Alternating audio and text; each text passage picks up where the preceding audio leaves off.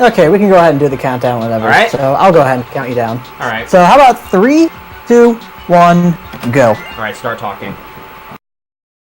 Alright, so this is pack and roll. What you're going to see here is a lot of just rolling around movement, not like a traditional Pac-Man game going through mazes. A lot of the stuff you'll see here would be done on a DS stylus, on the DS version of the game, but instead this is the Wii Namco Museum Remix version. What we're going to be doing in the first few levels here, like every level, is we have to get enough dots to go through gates. And it's fairly specific for some of these, more generous for others. But we just have to hit a certain amount of pack dots in order to get through each of these gates in a prompt, timely manner. First gate is pretty simple, and there actually are just going to be some gates we can skip coming up later in the game. Those are pretty interesting. Yep.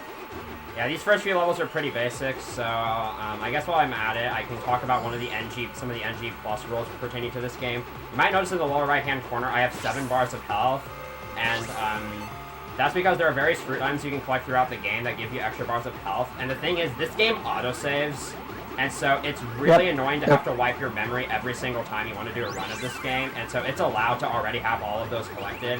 I've also already beaten the game, and I have fast IL times and maxed out every score, which again is also allowed again to minimize autosaving, and also it's just fast overall.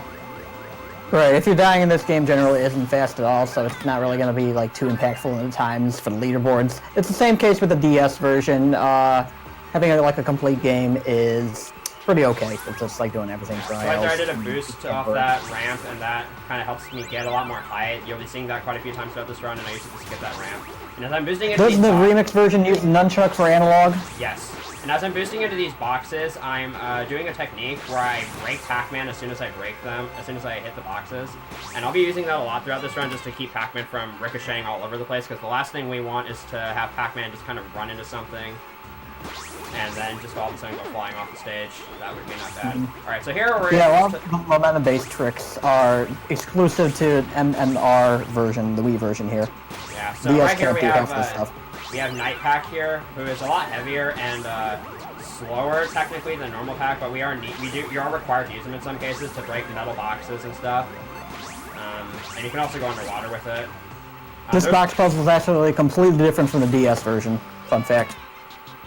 Yeah, he's kind of the DS runner here. Anyway, so here's 1-5. You're supposed to be introduced to Light Pack here, but I'm actually going to be skipping it because if I don't grab Light Pack, it's actually possible... Oh, I accidentally grabbed it. Yeah, this means I'm going to be a cycle behind at the end of this. Yeah, it's going to be slower. That's fine. So yeah, if you just saw there, Light Pack is kind of the broken power-up in this game because you can gain a lot of height. It makes Pac-Man a lot floatier, and you get a lot more height from stuff like slope boosts and whatnot. Alright. That's fine. I'm not going to make a fast cycle here anyways. So yeah, I would have just made it to these platforms a cycle away had I not grabbed the Light Pack. But you're going to be seeing Light Pack heavily abused in the next stage. So that's World 1. And now we're on to World 2. The first world doesn't have a boss, but a little later on we'll be seeing Golovis, and we have to fight him a couple times. Yeah, we'll be fighting him a few times in this one. So here's 2-1, and the way I'm going to go about this level is I'm going to grab Light Pack here, and I'm going to turn around, and I'm going to slope boost up here. You can't normally get here till the end of the level, so what I'm going to do is I'm going to ledge grab hop around that boost, break that box, and then ledge grab hop into the gold platform from there, which actually skips the gate. Ledge grab hops are also exclusive to the Namco Museum Remix version. You don't get nearly enough height hopping in the DS version to get over these. Although there is actually a task strat for DS in which you like fling yourself using one of the platforms, which is pretty interesting. Alright, so right here in 2-2, you can kind of use these bounce pads here to kind of bounce up the higher stages of the level early, and then from there there's boost pads that basically speed up the process of skipping that entire section. This is a gate that we've actually looked for skips. There's a lot of gate skips that seem possible but just aren't. You have to have Light Pack to get through this section, and you can't get Light Pack until you open the gate to begin with, so that's kind of the thing there.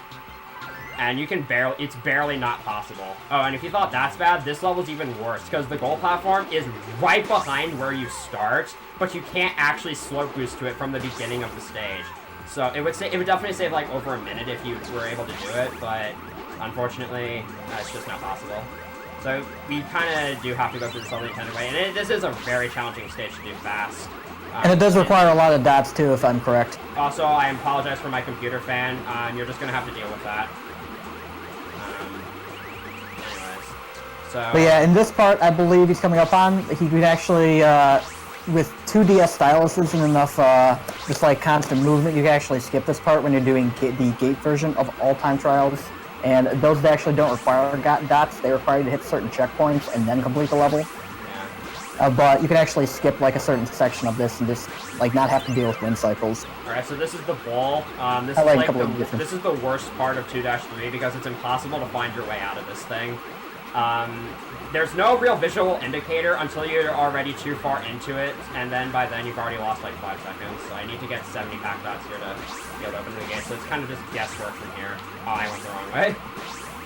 Yeah, that can happen. Unfortunately, I recognized it quickly and was able to recover. Alright. Overall, not too bad of a 2-3. Oh wow, I almost just did really early there. Alright, so now we're going to head off to the first boss battle of the game. So the thing with these Golbus boss fights is that the power pellets for them will always appear in the same spots. So I know where they're all going to be ahead of time. And so I can just, you know, I can just get some power pellets as quickly as possible. I do kind of wait on the 3rd power pellet in this fight because I need to wait for Golbus to catch up. Otherwise, I'd have to chase him down, and that can be really annoying and waste a lot of time, especially if Golbus is really far away. And yeah, this boss fight, for the most part, is pretty linear and self-explanatory. So I'm going to grab Night Pack here. It doesn't matter in this fight because I have to wait for Golbus anyways at the end of the fight. But I'm going to grab it to not only get that box out of the way, but also to grab this underwater power pellet, even though the power pellet, you can get it without Night Pack.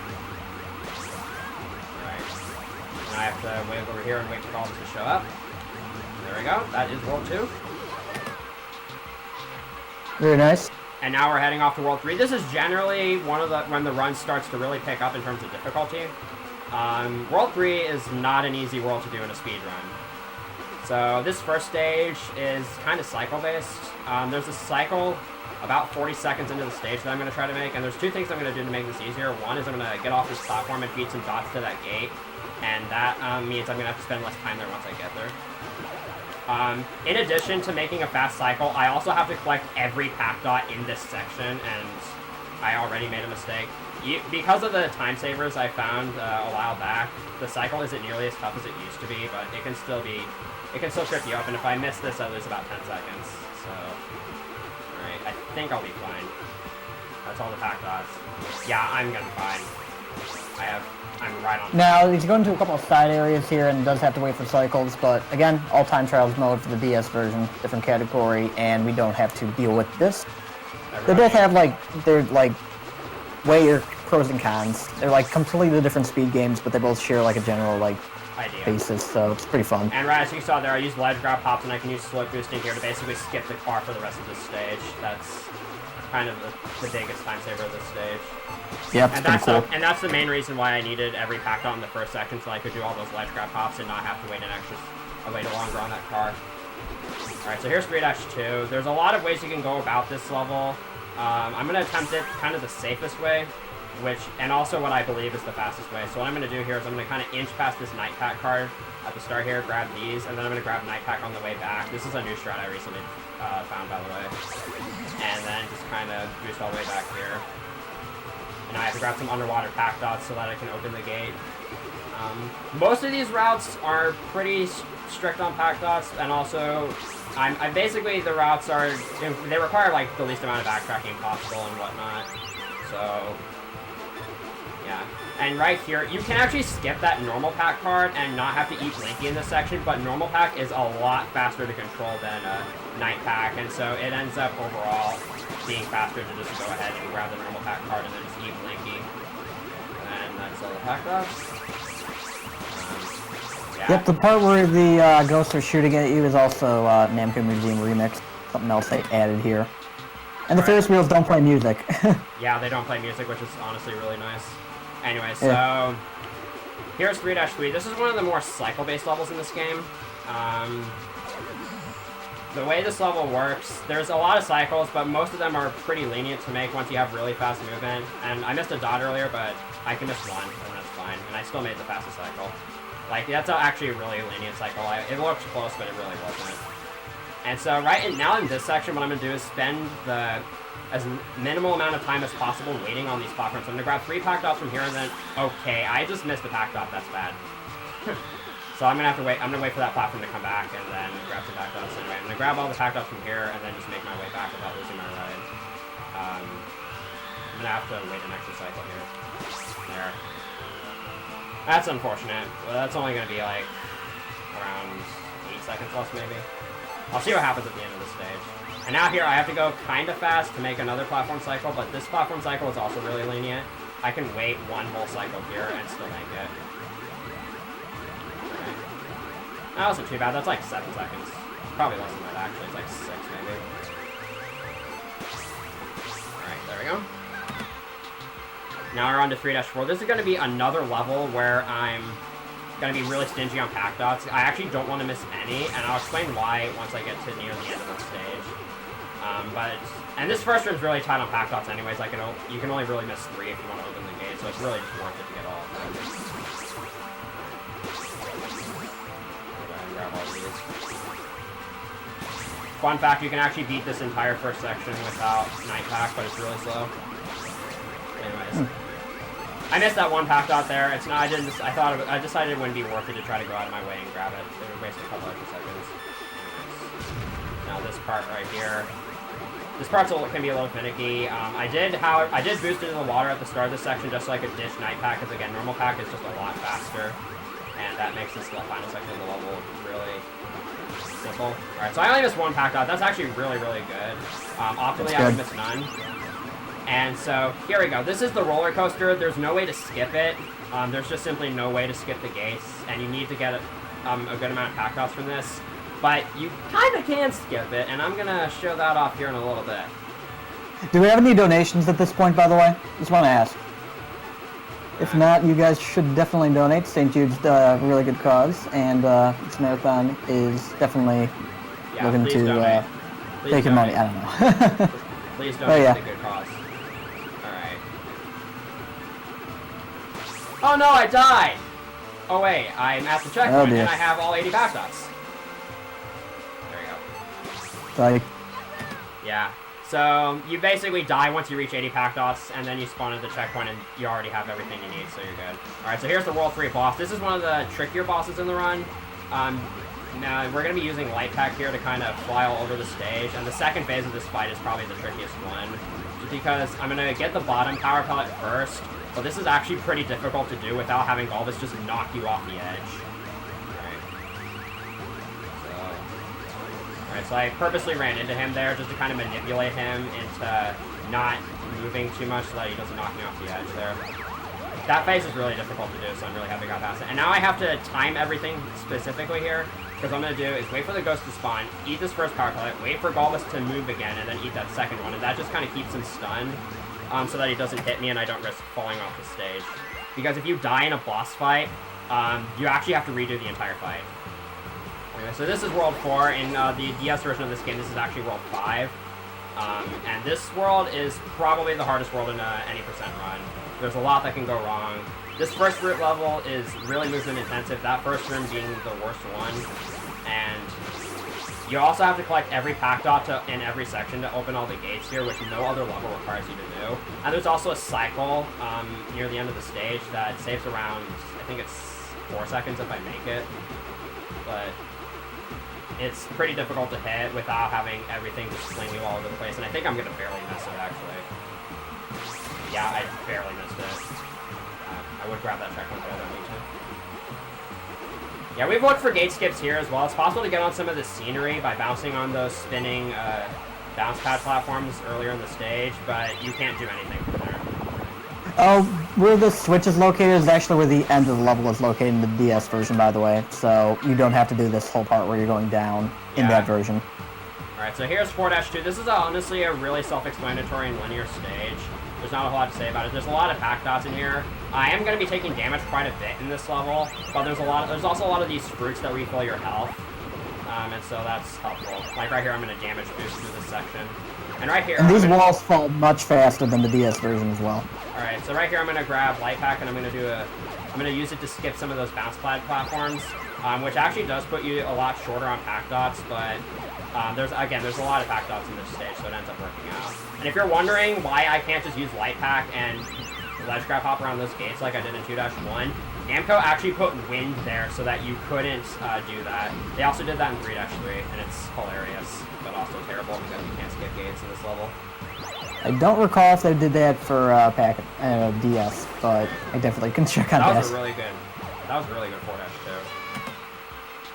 Alright, so 4-3, I'm going to give a shout out to my boy Joester98, the only other person who's ever done runs of this game, because he found this strat where you boost across these platforms, which saves no time because I'm bound by a platform cycle after the first gate, but it makes the cycle so much easier to make. Like, that third ramp jump that I did there is actually really hard, and as you can see, you can't make that earlier cycle, but I can wait like 3 seconds for this cycle, and it's a lot more lenient. There's a lot of moving elements in this stage, and right here I'm just gonna boost into these bounce pads, which gives Pac-Man a little bit of momentum. And here we go. Here's the final section of this level.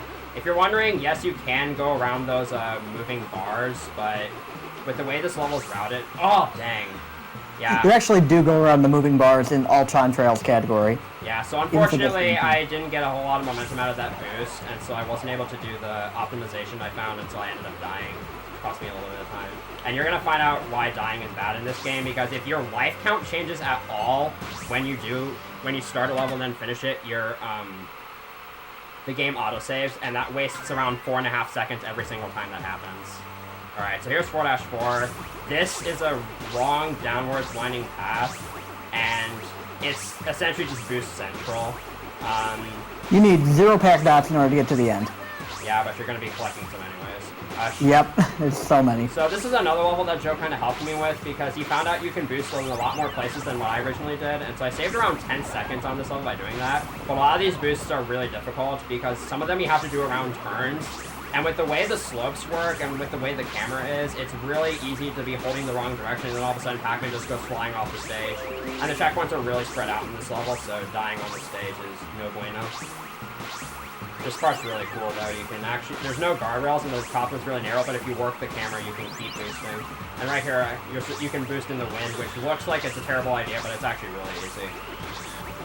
And here, you're supposed to ride these bounce pads all the way across, but we're speedrunners. We don't need to do that. We can just go off to the side. And if you're wondering why I can't jump from higher parts of the stage to the lower parts, the game actually kills you before you do that. Right. Yep, there are kill planes present. In the later level, there's a section that there won't be kill planes present, though, so yeah, we'll be using that for later level. So that was a really good 4-4. The 116 is really solid for that level. Alright, so now we have another level with strats that Joester98 found. There's a glitch in this game that's going to be heavily abused in this level and this level only, where if you boost at the exact same time that you're grounded when you're on a bounce pad or lava, you enter the boost state. And what this basically means is I'll be able to boost across lava, and so I'll be taking a lot of damage in this level because I'll be using this a lot. And so right here you're going to be seeing me do some bounce boost. You need to skip some of these bounce pad platforms. It's, as far as I know, frame perfect, and also relies on motion controls, so really fun. And here's the first lava boost. Okay, so that didn't go too well. I'm going to try it again here. There we go. And you use lava boosts and damage abuse to just kind of skip some falling towers in this stage. Coming up is the hardest of the 3 I'm going to be attempting, because you have to get a lot of these for this to be worth it. Alright, so I think I made a normal cycle here. You can make this... Oh boy, that's bad. Unfortunately, I'm gonna not be able... I'm gonna have to opt out of doing the third lava boost, because you need at least 3 HP, and I'm gonna have 2 HP here. So what I'm gonna do is I'm gonna kind of just boost into these, wait a little bit, and then... Okay, I barely made it. Alright. Very good. Very good. Alright.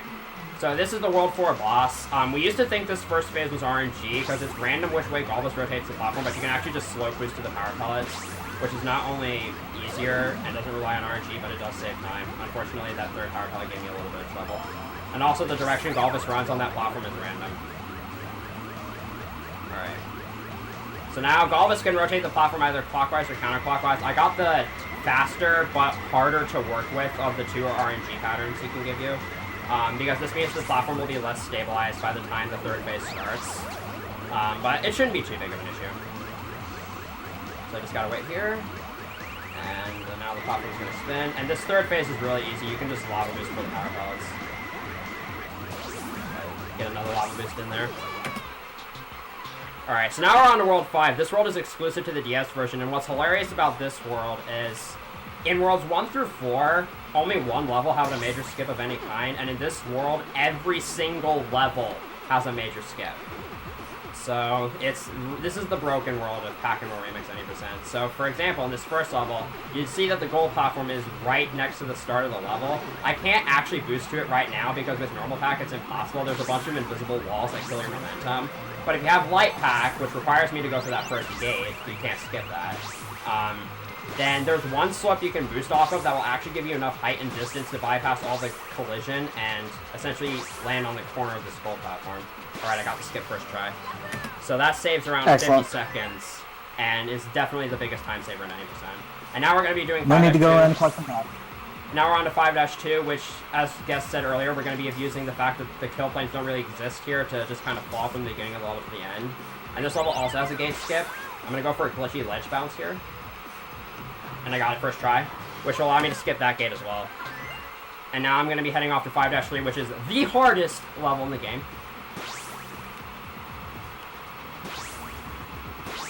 And also the longest. Yeah, 6 seconds. That took a while. Alright, so... Amazing. So now we're on to 5-4. This is actually a really technical level, and also, it's full of a lot of really neat tricks. I think you'll really appreciate how this level is. Alright. There's a lot of cycle-based elements in this level as well. By coming up here, I'm going to do a cycle skip, where I go around these gears in a specific way in order to make this cycle here. And I'm going to be doing some more cycle skips later on, where I go across the corners of these platforms, and essentially it'll allow me to just skip having to wait on these. Alright, so the big skip coming up here in this level is when I reach the light pack cards, there's going to be some bounce pads in front of it, and the final gear of the level is off to the right, and you can actually, if you time it right and you land on the gear at a specific time, you can actually skip basically the entire rest of this level. So here, I'm going to attempt this. Alright, there we go. Alright. And now we're going to be on to the final boss of the game. So this boss fight has 2 phases. This first phase is pretty much self-explanatory. I did reroute this actually recently. I get the power pellets in a different order on the second phase. Alright, so... As always, the power pellets appear in the same spot every time, so I already know where they're going to spawn, so I just kind of have to get to them quickly. The gears moving does make it so that I don't really want to try boosting. So... Overall, this is a very, very entertaining game. Anybody wants to win this game at all, just please hit me up. I will teach you everything there is to know. Right. And there we go. So now I have this unskippable cutscene. This is the only cutscene in the entire game, and of course you can't skip it. And we're going to be heading on to the second phase of the fight, which, by the way, has really dank music. So I'd be paying attention to that. Alright, so this second phase is actually really cycle-based with the way the ghosts move and the gears and the bounce pads, so I have to be pretty much on top of things here. There we go. So that first phase went really well, which means I'm basically going to be alright for the next 2 phases, but I have to be really careful here and not die.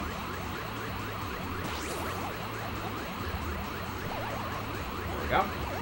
So that's phase 2 done. Alright, so we're going to be coming up on time here. Time is going to be when I eat Galvis for the final time. So get ready for that on my mark. I'm assuming I don't die here, of course. Right. And... Come on. Time! Alright. Great job! Alright, so that was a 24:11. That's actually 49 seconds off of the current world record, which is 23:22, held by me. Definitely give this game consideration. It's a really fun speed game. I would highly recommend it if anybody is interested in getting into the pack games. And also, shout-outs to the guest in the commentary with me, who has ran the original Pack and Roll. That is also a really sick game to run. Yep, they're both very different games when you get your handle on them. All right. So definitely go ahead and check that one out too if you get a chance. Good All right. series. So that's Pack and Roll Remix. Thank you for having us. Thank you for giving me the opportunity to run, and I hope you enjoyed the run.